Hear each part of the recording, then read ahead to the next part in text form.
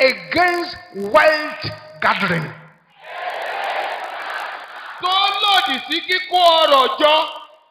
This is a very serious matter, beloved. We are not here to joke. For those who know, they are supposed to be mountain movers for God. They are supposed to be history changers. But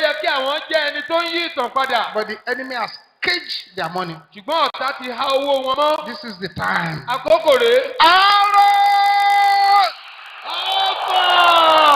Against wealth gathering. God of my life. In the name of Jesus.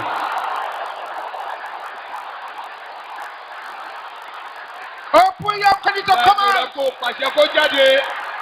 This is not a night to negotiate. We are not negotiating here.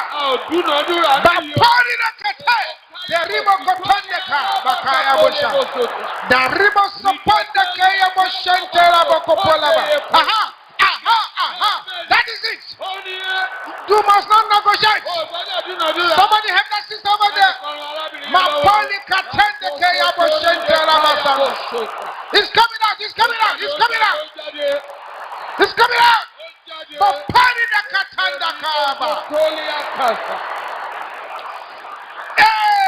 Amen.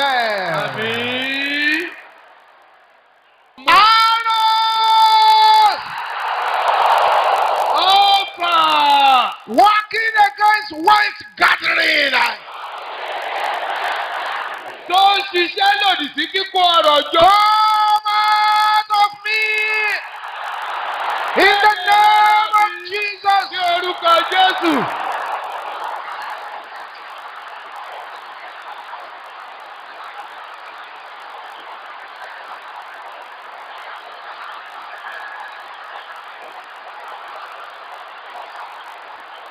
It's happening.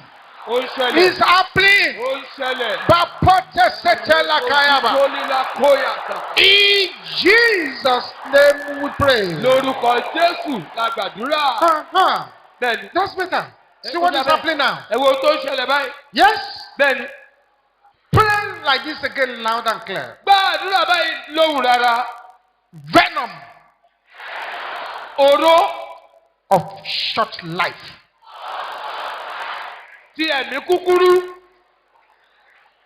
Sisters, can I hear you shouting this one? Brothers, everybody together. In my life. In the name of Jesus. Deal with the venom.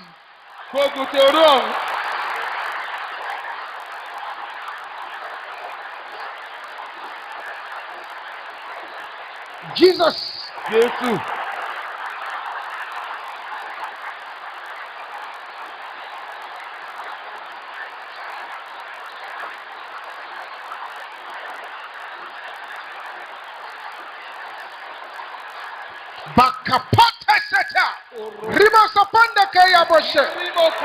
In Jesus' name we pray.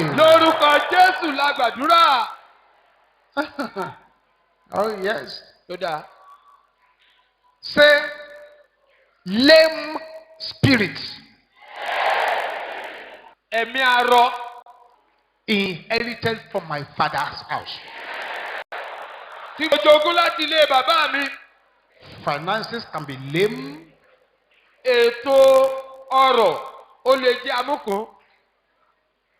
Wealth can be lame.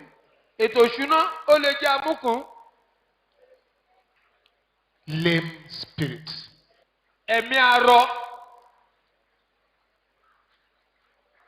Lame spirits. Call it with hatred. Call it with anger. Inherited from my father's house. I bury you now. In the name of Jesus.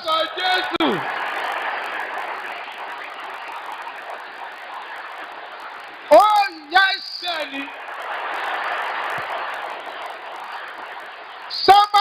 breaking through. Ẹnìkan lu àlùyọ.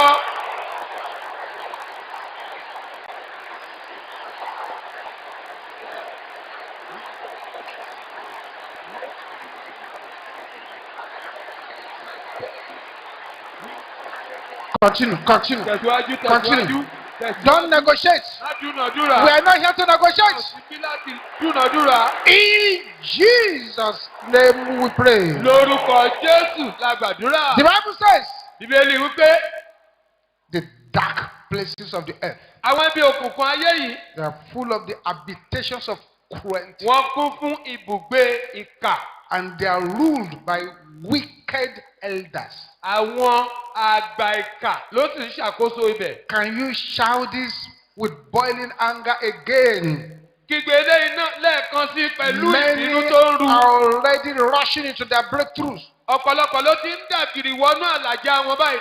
Bullets Ọ̀tá of wicked elders. táwọn àgbà ìkà. Can you shout this loud and clear? Kígbe rẹ̀ lóhùn rárá. Your voice should be louder than this. Ẹ jẹ́ kó wù yín lọ sókè sí. Put anger inside that voice. Ìbínú sínú ohùn yẹn. Come out of me now! Jáde lára mi báyìí. In the name of Jesus. Lórúkọ Jésù.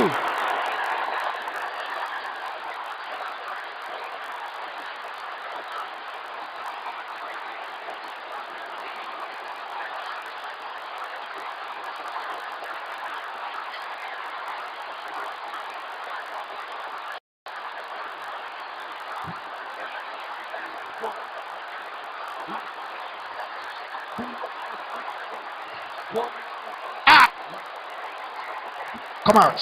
Come out. Come out. Come out. Come out. Come out. Come out. Come out. Come out. Come out. Come out. Come out. Come out. Come out. Come out.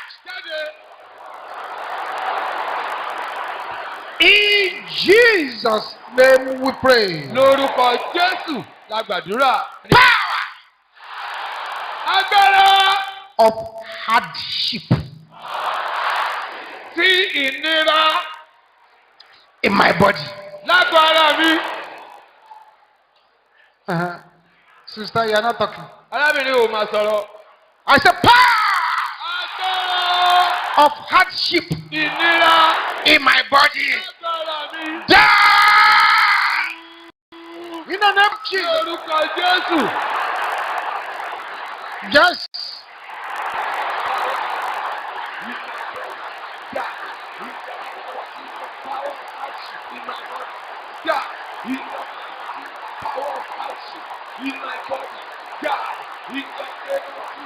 Continue. Continue. Tẹ̀síwájú. Continue. Continue.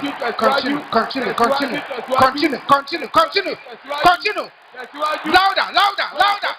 Kill the power of hardship in your body. Agbára ìnira lágbára rẹ. In Jesus' name we pray. Lórúkọ Jésù la gbàdúrà. Welcome to our channel today. We're here with another amazing video. Today's video will bless you in no small way. If you have yet to subscribe to our channel, please subscribe and also click on the notification button below so you'll be notified every time we upload a new video. If you feel this video can bless someone, kindly join us to spread the gospel to the world. Come be a part of the MFM International Headquarters social media family. Like and subscribe now. Thank you for watching our entire video today. If you feel you can bless someone, please join us and spread the gospel by sharing this video on your social media.